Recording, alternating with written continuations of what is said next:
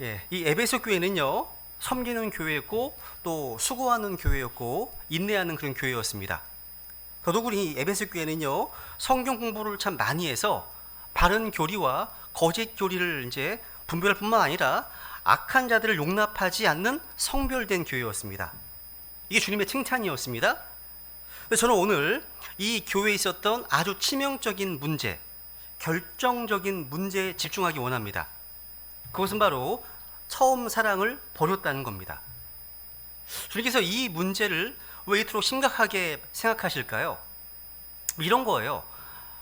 결혼한 지 오래된 부부가 있다고 생각해 보죠. 근데 아내가 어느 날부터인가 남편에 대한 사랑이 식어져 버렸습니다. 그렇다고 해서 외도를 한다거나 뭔가 도박이나 술에 중독된 것도 아닙니다. 아내는 전형적인 모범 주부예요. 요리도 잘하고요. 집은 잘 정리되어 있고 아이들도 반듯하게 잘 키웁니다. 그런데 사랑이 식어져 버렸기 때문에 남편을 대하는 것이 마치 남처럼 차갑고 딱딱합니다. 이런 상황이라면 사랑이 식어버린 이런 삭막한 가정 분위기를 오래 견딜 수 있는 남편이 어디 있겠습니까? 이것이 오늘 본문에 나타난 에베소 교회의 모습이라고 할 수 있습니다. 교리적으로 바르고 악한 자들을 용납하지 않았고 거짓 교리들을 몰아내고 로마의 핍박을 잘 견뎌낸 에베소 교회였습니다.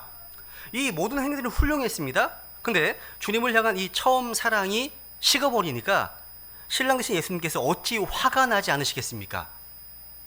주님께서는요, 에베소 교회에 처음 예수 그리스도를 믿어 구원받았을 때 경험한 그 처음 사랑을 회복하라고 하십니다. 에베소 교회처럼 칭찬할 부분이 많은 교회, 또 장점이 많은 교회를 책망하시는 이유가 뭐라고 말씀하고 있습니까? 처음 사랑을 버렸다는 거예요. 따라해 보실까요? 처음 사랑을 버렸다.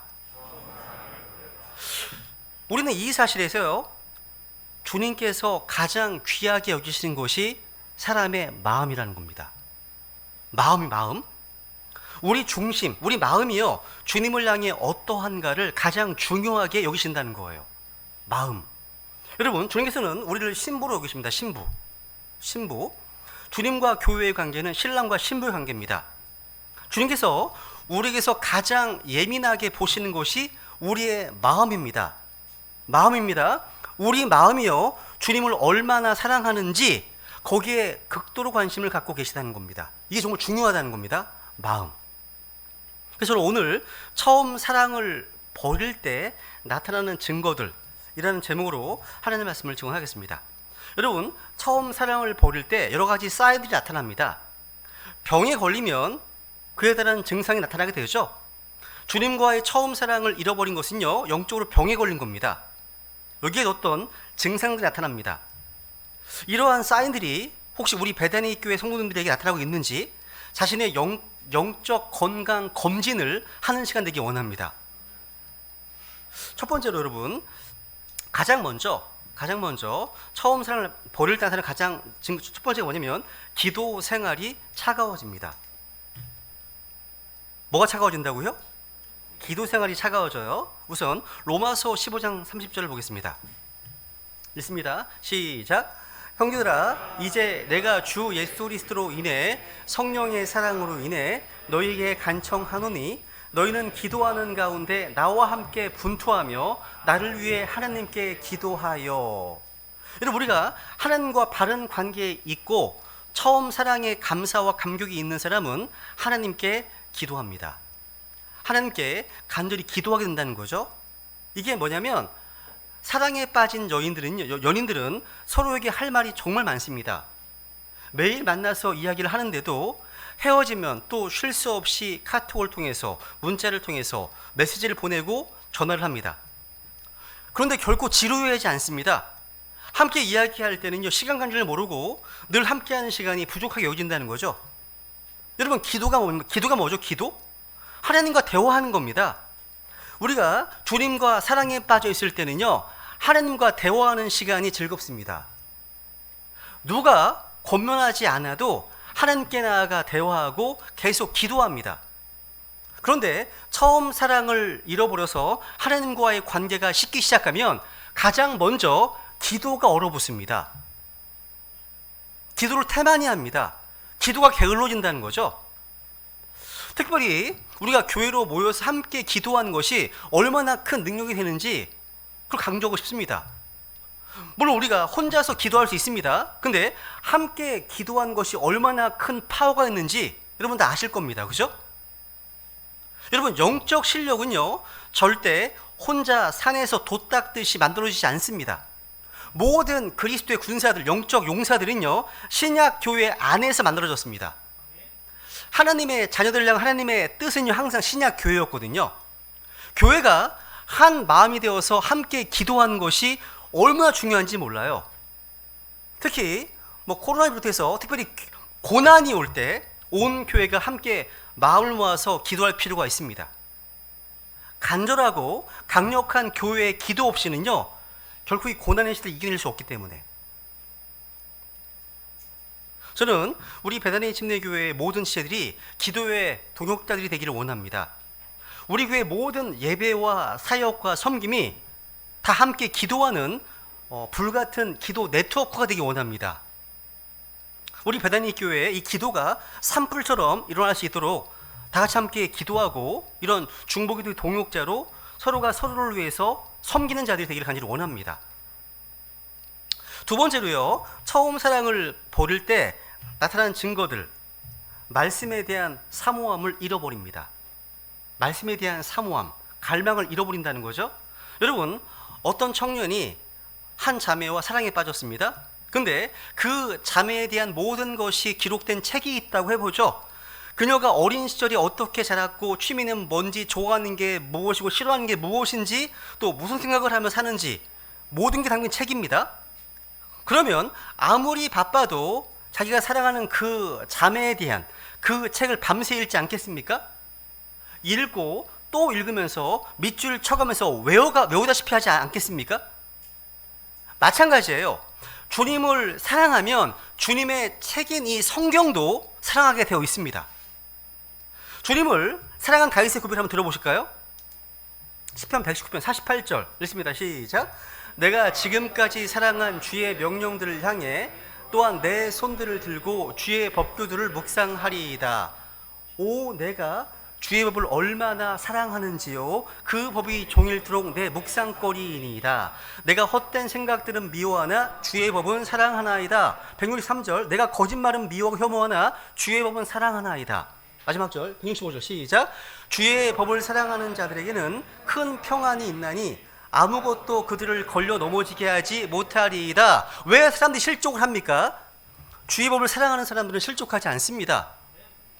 여러분, 생각해 보세요. 하나님과 뜨거운 사랑에 빠져 있다면 하나님을 더 깊이 알고 싶어지지 않습니까? 그죠?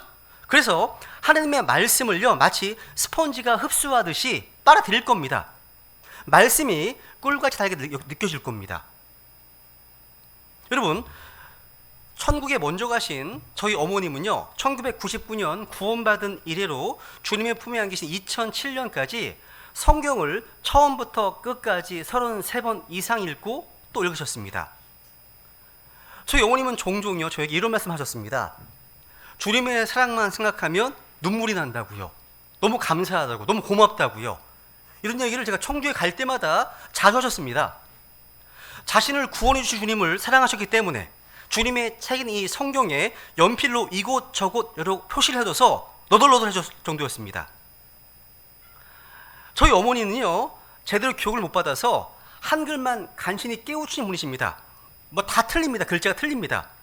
아마 어머님 평생 동안 어머니께서 깊이 사랑하며 읽은 유일한 책이 바로 킹제임스 성경이었을 겁니다. 여러분, 성경 책의 흔적들을 보면서요, 저희 어머니께서 얼마나 말씀을 사모하셨는지 알 수 있었습니다. 근데 여러분, 하나님에 대한 사랑이 식으면 말씀에 대한 열정도 흥분도 쉽습니다. 말씀을 읽거나 듣고 싶지 않습니다. 그것은요, 말씀의 주인이신 주님과의 관계가 소원해졌기 때문입니다. 여러분, 자신의 영적 건강을 체크해 보시기 바랍니다. 하나님의 말씀에 대한 사모함이나 갈망이 없다면 지금 영적으로 주님과의 관계가 상당히 멀어진 상태에 계신 겁니다. 그렇다면 주님께 회개하시고 다시 처음 그 자리로 돌아가시면 되는 겁니다. 세 번째로 이 주님과의 처음 사랑을 벌일 때 나타나는 증거, 교회 모임에 참석하는 것을 즐거워하지 않습니다. 여러분은 신약 교회로 모이는 이 모임을 어느 정도의 중요성을 가지고 받아들이십니까? 히브리서 10장에 보시면 여러분 잘 아시는 말씀처럼요, 어떤 사람 습관과 같이 우리 함께 모이는 일을 폐하지 말고 서로 권면하되 그 날이 다가옴을 너희가 볼수록 더욱더 그리하자 말씀하십니다. 주님의 다시 오심이 임박한 마지막 때가 되면 될수록 신약교회 모임으로 모이기 힘써야 한다는 거죠.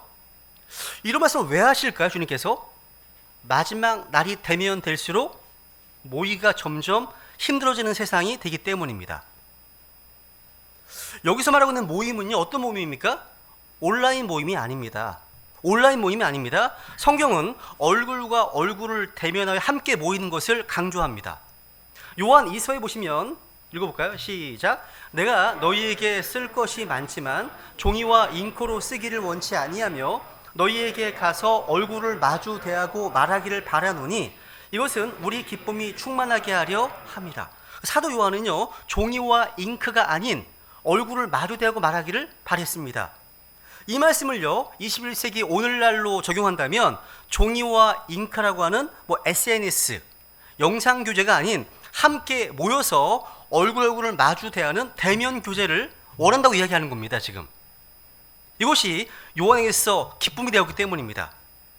요한 3서 보세요. 14절 시작. 속히 너 보기를 바라노니 우리가 얼굴을 마주 대하여 이렇게 됐습니다. 여기서도 지금 그걸 강조하고 있지 않습니까? 요한 3서에서도요, 얼굴을 마주 대하여 교제하는 대면 교제를 또 반복해서 강조하고 있습니다. 여러분, 우리가 함께 모이지 않으면 그것은 교회가 아니죠.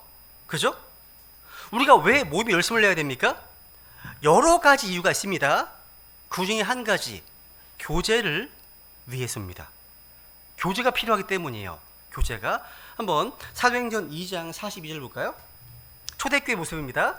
그들이 사도들의 교리와 교제 안에 확고하게 머물고 빵을 떼며 기도하더라. 사도들의 교제 안에 확고하게 머물렀다고 되어 있죠. 여러분, 이 신약 교회 성도들은요, 교리 안에 확고하게 거하며 또 성도들 안에 서로 교제했습니다. 또 빵을 떼며 기도했습니다. 여기 교리가 제일 먼저 언급되어 있죠. 이것은 교리가 가장 중요함을 보여주는 겁니다. 교리를 강조하지 않는다면 그것은 이 성경적 교리인 이 성경을 강조하지 않는 것이기 때문입니다. 그런데 이게 전부가 아니에요. 전부가 아닙니다. 사도들의 교리와 그다음 뭡니까? 교제 안에 머물렀다 말씀하고 있습니다.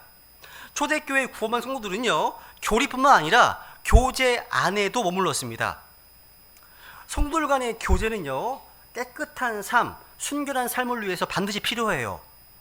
요한에서 1장 7절 시작. 그러나 그분께서 빛 가운데 계신 것 같이 만일 우리가 빛 가운데 걸으면 우리가 서로 교제하고 또 그분의 아들 예수 그리스도의 피가 모든 죄에서 우리를 깨끗하게 하시느니라. 아멘.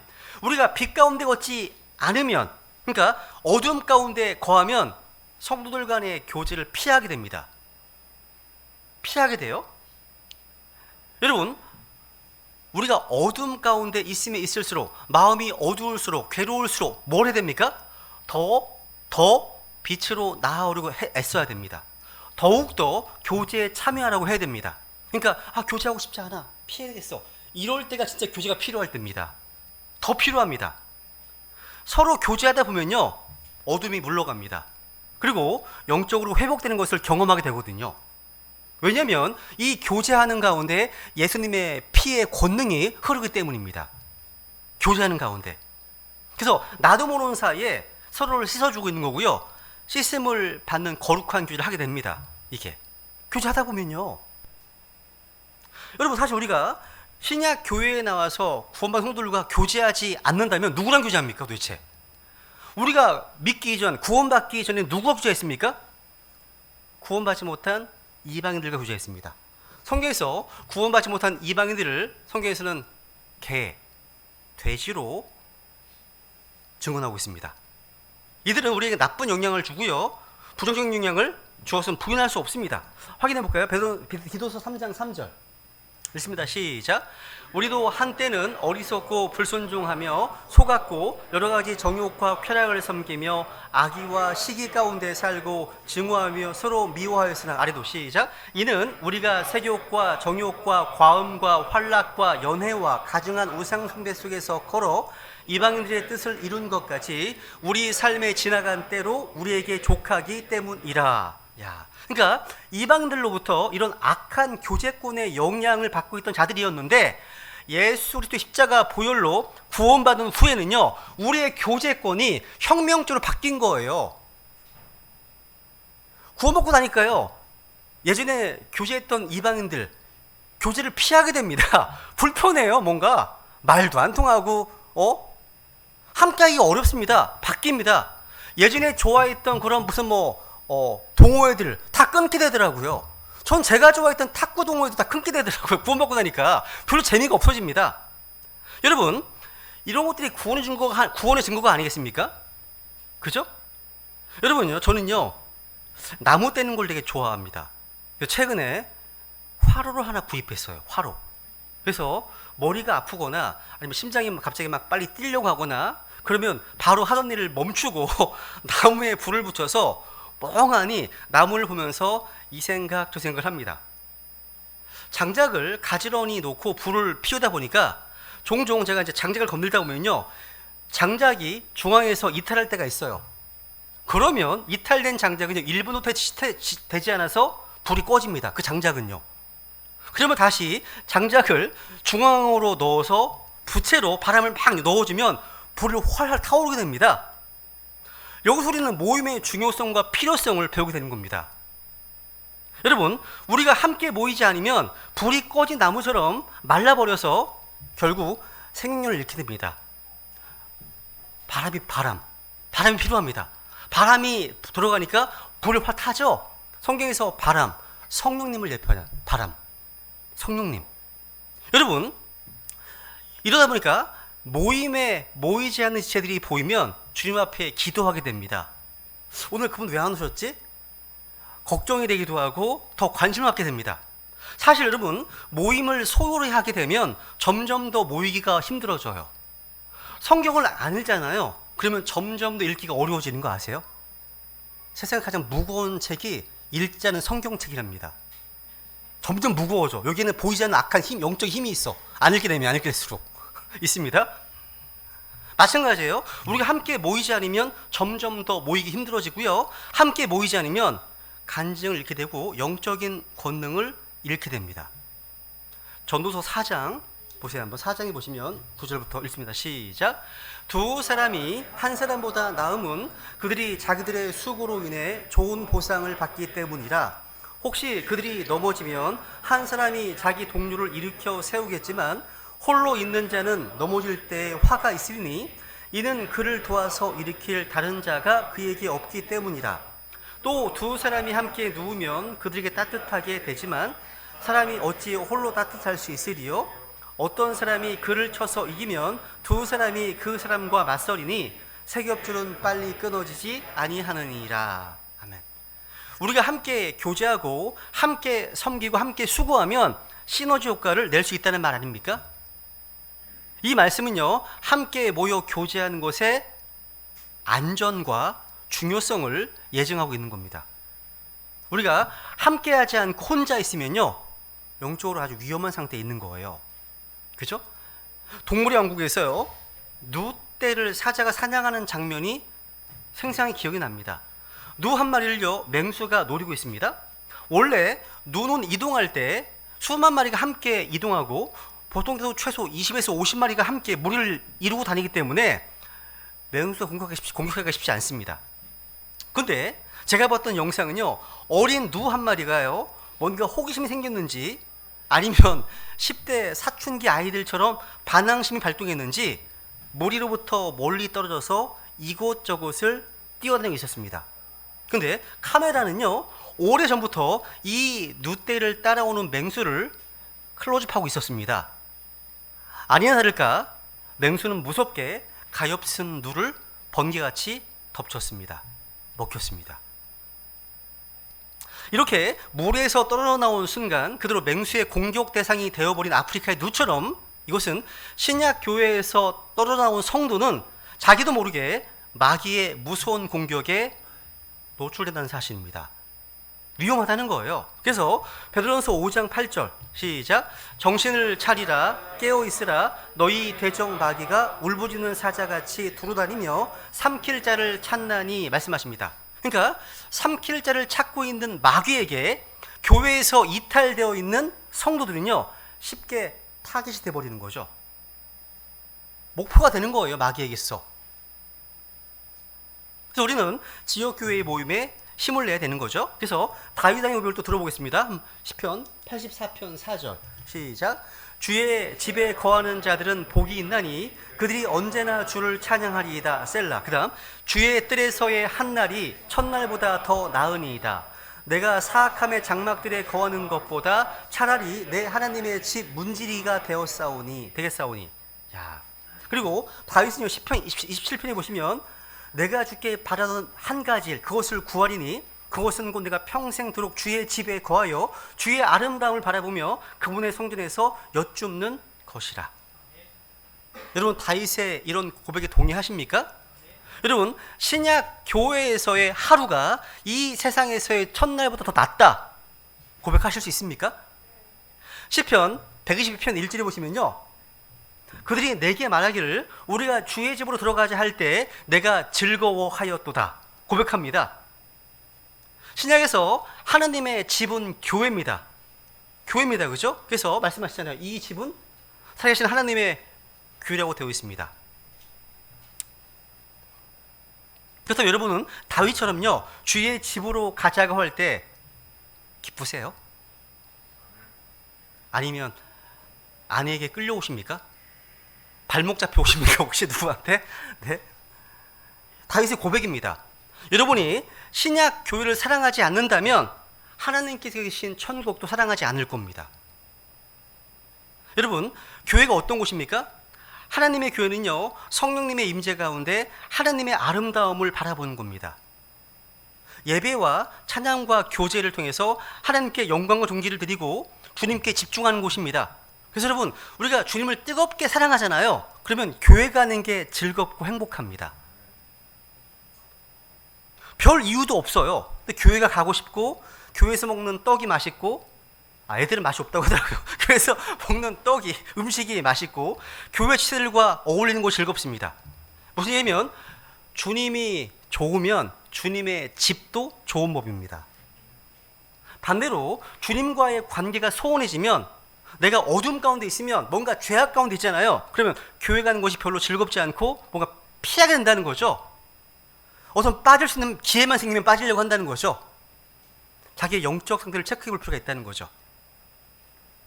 네 번째로 처음 사랑을 버리면 나타나는 사인이 뭐냐? 복음 전도의 의욕을 상실합니다. 무슨 말이냐면 여러분 사랑에 빠지면요 만나는 사람들에게 자신이 사랑하는 사람 이야기를 하게 되어 있습니다. 그죠? 그러니까 표정 봐도 알아요. 하나님을 뜨겁게 사랑하잖아요. 그러면 시키지 않아도 어딜 가든지 간에 하나님 얘기를 하지 않고는 못 베깁니다. 그러니까 누가 시켜서 전도하는 게 아니라 내 속에 있는 뜨거운 어떤 사랑이 복음을 전하지 않고는 못 듣게 만듭니다. 그래서일까요? 통계적으로요 대부분의 크리스찬들은요 자기 생애의 90%의 복음 전도를 예수님 믿어서 구원받은 데로부터 처음 5년 안에 한다고 얘기합니다. 그게 다 한대요. 5년 안에. 사도 바울은 이런 얘기합니다. 로마서 1장 16절 읽습니다. 시작. 내가 그리스도의 복음을 부끄러워하지 아니하노니 이는 그 복음이 믿는 모든 자에게 구원을 주시는 하나님의 권능이기 때문이라. 먼저는 유대인에게요 또한 그리스인에게로다. 고백했습니다. 여러분 세월이 지나면서 어느 시점부터 이 복음 전파에 대한 뜨거움이 퇴색되어 버렸다면 뭔가 의욕을 상실했다면 지금 백슬라이딩 된 상태입니다. 주님과의 어떤 관계를 다시 굳건히 할 때라는 사실이죠. 그러니까 복음 전파의 열정이 시들해진다는 거죠. 그런데 제가 보기에요, 오늘날들의 어떤 교회의 최대 문제가 뭐냐면, 교회에 드나드는 사람들 중에 상당수가 명목상의 교인이라는 데 있습니다. 그러니까 소위 이름뿐인 크리스찬이 많이 있다는 거예요. 그러니까 그리스도의 피 묻은 복음을 믿고 거듭난 체험이 없어요. 구원을 몰라요. 예수님 만난 적이 없습니다. 즉 오늘 본문 말씀처럼 처음 사랑을 경험한 적이 없어요. 인생이 뒤집어지고 변화된 체험이 없다는 거죠. 이런 사람이 어떻게 저를 전도할 수 있겠습니까? 자기가 변한 적이 없는데, 이건요 자신이 예수님을 만난 적이 없고 구원한 적이 없기 때문에 그런 겁니다. 내 속에 하나님의 생명이 없고 내 인생에 변화된 체험이 없기 때문이라는 거죠. 그런데 자신의 죄 문제에 대한 심각성, 이걸 깨닫고 지옥의 두려운 형벌에 대한 영적 위험을 깨달았다면, 그래서 십자가의 피로 내가 그리스도 안에서 구원을 받아서 주님의 사랑을 경험했다면 침묵할 수 없습니다. 어떻게 침묵할 수 있겠습니까?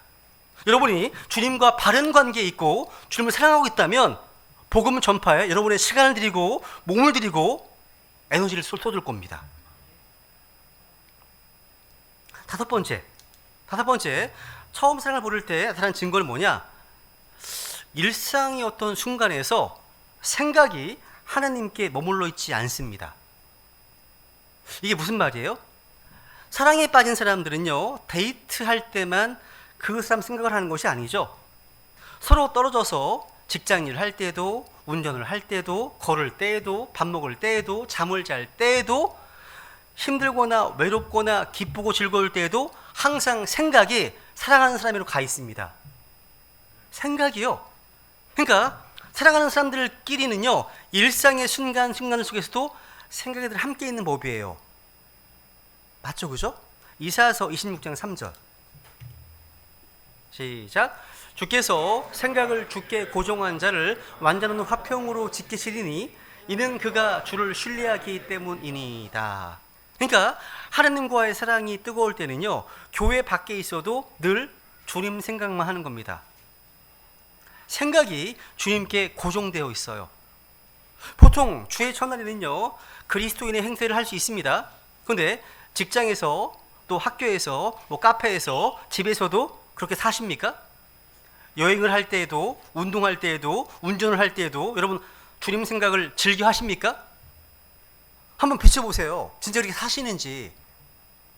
이게 영적 건강을 체크하는 시간이라니까요. 그죠? 여러분, 우리가 주님에 대한 처음 사랑을 잃어버리면요, 교회 문을 나서는 순간 하나님을 다 잊어버립니다. 여러분, 성경에 보시면요, 다양한 생각이 나와. 성경에요. 헛된 생각도 있고요, 악한 생각도 있고요, 육신적 생각도 있고요, 건조한 생각도 있고요, 영적 생각 등등 되게 많이 있어요. 많이 있습니다. 근데 이 생각은요, 우리 마음의 활동 중에 하나입니다. 생각은요. 그러니까 생각의 종류가 다양해요. 여러분이 악한 생각을 하면 악한 사람이 되는 거예요. 이 성경 진리입니다. 육신적인 생각을 하면요, 육신적인 사람이 되는 겁니다. 사람은요, 생각대로 모든 일을 할 수는 없지만 자신이 생각하는 대로 그런 사람이 된다는 것은요, 성경적 진리입니다. 그래서 잠언 23장 7절, 이 말씀 좀 기억해 보세요. 읽습니다. 시작. 그가 자기 마음속으로 생각하는 것처럼 그는 실제로도 그러하니 그가 내게 먹고 마시라 하고 말하지만 그의 마음은 너와 함께하지 아니하느니라. 잘 보세요. 그죠? 그러니까 마음속으로 생각하는 것과 그 사람은 실제 정확히 일치한다는 말이죠. 우리는 뭘 생각하느냐에 따라서 우리가 어떤 사람이 될 수 있다는 점입니다. 이게 되게 중요하다는 얘기죠. 시편 기자는요, 늘 주님을 생각하고 주님의 말씀을 생각하고 주님께서 하신 일들을 생각했습니다.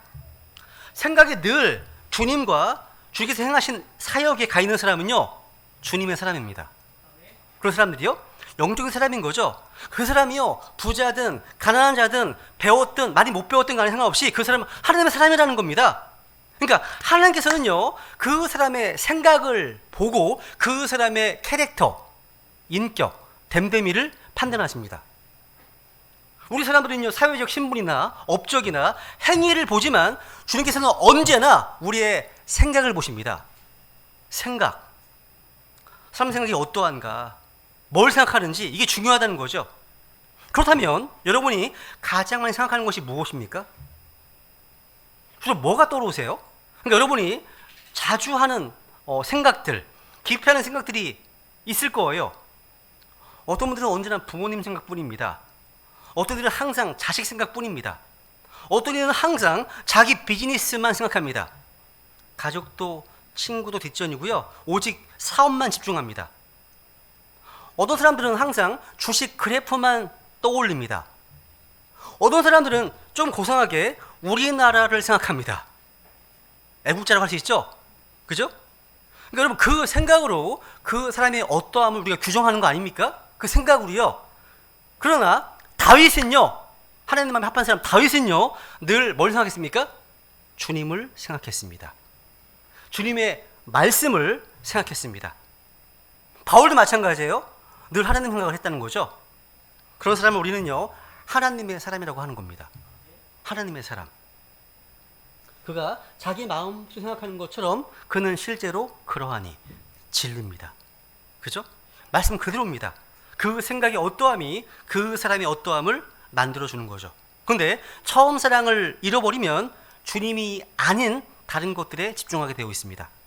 주님께 집중해야 되는데 그의 시선이 이 땅에 가 있어요. 이 땅 끝에 가 있다는 거죠. 이 땅의 소식들이 막 예민하게 반응한다는 거죠. 여섯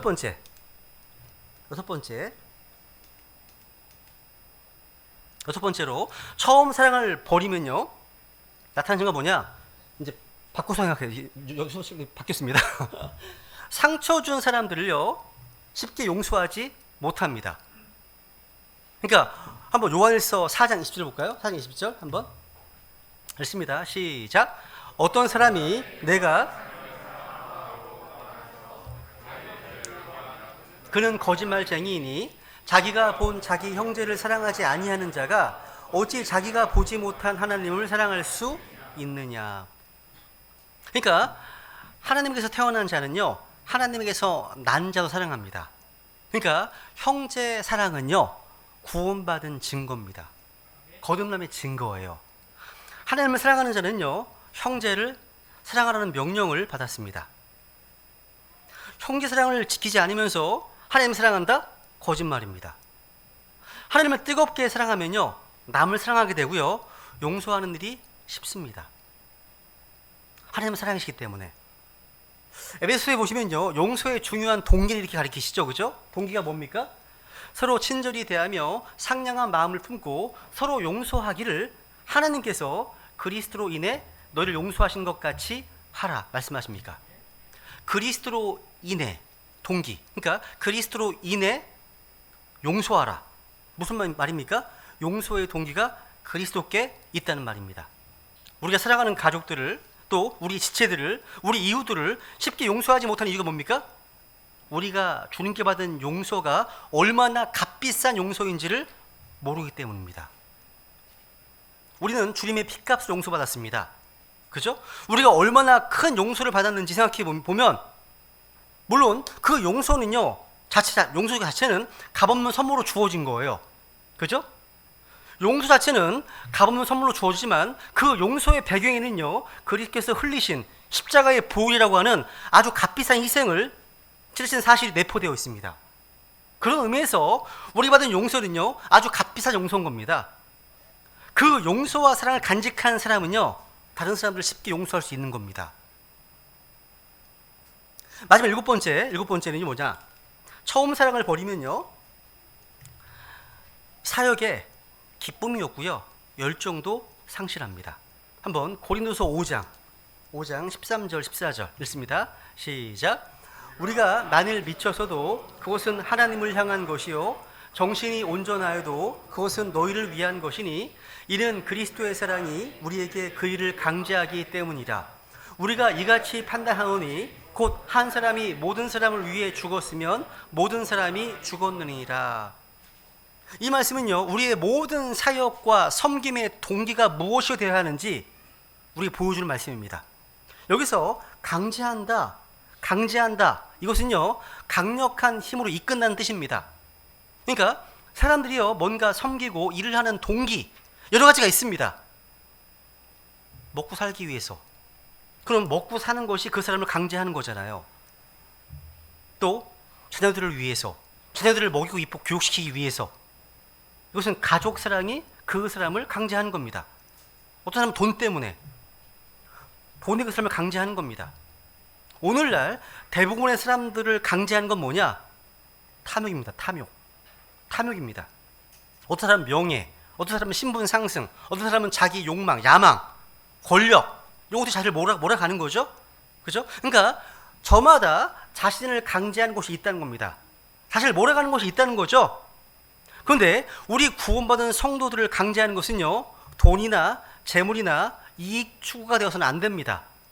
뭐가 돼야 됩니까? 성경은 분명히 그리스도의 사랑이 이 모든 사역의 동기와 목적이라고 증언합니다. 그러니까 구원받은 크리스찬에게 그리스도의 사랑보다 더 큰 동기가 없습니다. 우리 성도들이 있어서 그리스도의 사랑보다 우리의 사역을 지속하게 하는 것은 없어야 됩니다. 그리스도의 사랑 때문에 복음을 전하고, 그리스도의 사랑 때문에 경배를 드리고, 그리스도의 사랑 때문에 교제를 하고, 그리스도의 사랑 때문에 기도를 하는 자들이 성도라는 겁니다. 또한 그리스도의 사랑 때문에 죄악과 분리하고 거룩한 삶을 추구하는 자들이 바로 우리 성경 신자들입니다. 여러분, 이 사랑 가운데 거는 자들은요, 삶이 변합니다. 여러분, 게으르던 청년도요, 사랑하는 사람이 생기면 달라집니다. 사랑하는 사람이 아플 때는요, 자기 밥도 안 하던 친구가 미역국을 끓여서 갖다 주고 난리도 아닙니다. 누가 시킨 것도 아닌데 아침 일찍부터 힘겹게 열심히 한다는 거죠. 이게 사랑이에요. 먼 거리도 마다하지 않습니다. 이게 사랑입니다. 여러분, 주님을 위해서 나의 물질과 시간과 재능을 드리는데 짜증이 나고 마음이 힘들면 하나님과의 관계에 병이 든 겁니다. 그러니까 일의 강도가 문제가 아니라 내 마음 상태가 문제인 겁니다. 주님을 사랑하는 마음이 주님의 사랑을 하는 데 있어서 가장 필요한 것이고요. 저는 이게 모든 것 같아요. 모든 것. 주님 사랑이 모든 것 이라고 할 수 있습니다. 주님 사랑하면요, 주님께서 우리에게 일을 맡기십니다. 주님 사랑하면요. 요한복음 21장에 보시면요, 주님께서 베드로에게 3번 질문하시잖아요. 네가 나를 사랑하느냐고. 그래서 내가 주님을 사랑하는 주께서 아시나이다 고백했더니 내 어린 양들을 먹이랍니다. 그러니까 주님을 사랑한다 고백하니까 뭔가 사역이 주어지잖아요. 또 한번 묻습니다. 네가 나를 사랑하느냐고. 또 답변합니다. 그랬더니 그 다음엔 내 양들을 먹이라. 그러니까 아까 내 어린 양들이었잖아요. 그 다음에 내 양들을 먹이래요. 그러니까 사역에 더 다양해지는 겁니다. 그러니까 주님을 위해서 더 큰 일, 더 많은 일을 할 수 있기 때문에 보게 됩니다. 주님을 사랑하는 사람들에게요. 주님을 사랑하는 사람들에게. 그러니까 영적인 일은요, 주님을 사랑하는 그 사랑이 모든 것임을 꼭 기억하시기 바랍니다. 주님을 진정으로 사랑하잖아요. 그러면 다른 사람에게 한눈 팔지 않습니다. 주님 사랑하면요. 사랑하기 때문에 죄와 장난치지 않습니다. 유다서 21절 말씀대로요, 하나님의 사랑 안에서 우리 자신을 지키기 때문입니다. 어디 안에서요? 하나님의 사랑 안에서 너희 자신을 지키고. 여러분 꼭 기억하세요. 유혹이 심해서 죄에 넘어지는 게 아니라 주님을 사랑하지 않기 때문에 넘어가는 거예요. 주님 사랑하시면 율법을 이룬다고 되어 있잖아요. 그죠? 이렇게 지금까지 이제 처음 사랑을 버렸을 때 나타나는 사인들을 한번 좀 살펴봤습니다. 이런 사인들이요, 내게 나타나고 있다면 처음 사랑이 식어지고 있다는 증거예요. 그럼 어떻게 해야 될까요? 우리 주님의 처방에 주목하시기 바랍니다. 5절에 보시면요, 5절, 계시록 2장 5절 읽습니다. 시작. 그러므로 내가 어디에서 떨어졌는지 기억하고 회개하며 처음 행위를 하라. 그리하지 아니하고 내가 회개하지 아니하며 내가 속히 내게 가서 내 등잔대를 그것의 자리에서 옮기리라. 여기에 나오는 세 동사를 주목해 보십시오. 첫 번째, 기억하라. 내가 어디서 떨어졌는지 기억하는 겁니다. 두 번째 뭡니까? 회개하라. 기억한 다음에는요, 바로 취해야 될 단계는 바로 회개입니다. 회개는 하나님께 잘못한 것을 인정하고 그 잘못을 끊어버리며 처음 사랑의 순수한 마음으로 다시 돌아가겠다는 결심입니다. 그리고 뭡니까? 그 다음에 처음 행위를 하는 겁니다. 다른 말로 재헌신. 재헌신입니다. 그러니까 처음 사랑을 버린 에베소 교회를 향한 주님의 명령은 회개하여 처음 행위를 하라는 것이었습니다. 이건 새로운 것이 아닙니다. 다시 헌신을 결단하는 겁니다. 재헌신이죠. 그런데 회개하지 않고 처음 사랑을 회복하지 않으면 어떻게 되는 겁니까? 주님께서 속히 오셔서 등잔대를 그 자리에서 옮겨버리겠다고 말씀하십니다. 등잔대는 교회를 상징하는데요, 등잔대를 옮긴다는 말은요, 하나님의 임재 영광을 걷어가 버리신다는 말입니다. 우리의 경배를 받지 않으신다는 말입니다. 우리의 기도 응답하지 않는다는 말입니다. 하나님께서 교회에 주셨던 영적인 축복을 거두 가셔서 다른 교회 준다는 말이에요. 그래서 정말 그랬습니다.